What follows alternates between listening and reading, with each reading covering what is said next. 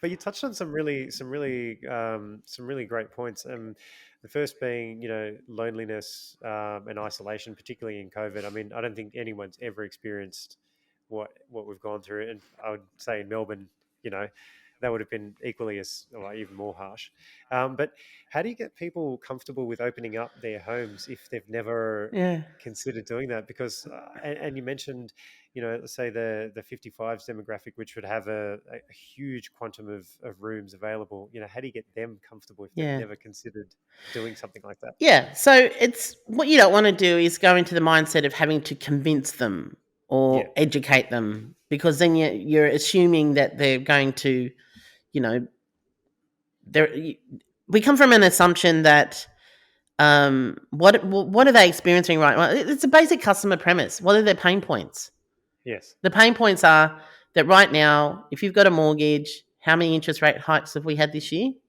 6 or 7, I think. Right. And now on an average, I don't know, $500,000 mortgage, what's that increase your monthly mortgage to? Oh, no, it's a lot, It's though. a lot of Yeah, money, it's a right? thousand. Yeah, it's a few thousand a month. Right. So a spare bedroom can bring in 10 to 12 grand a year in rent.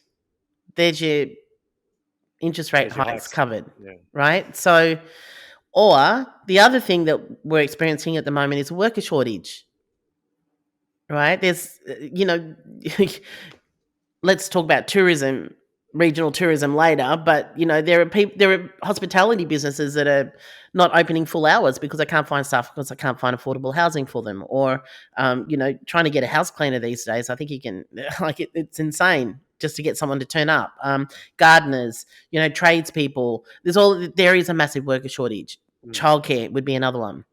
If you have children and you want to go out on a Saturday night and maybe a couple of nights after school, have them looked after for a few hours, trying to get part-time care for those short amount of hours, it's ridiculous.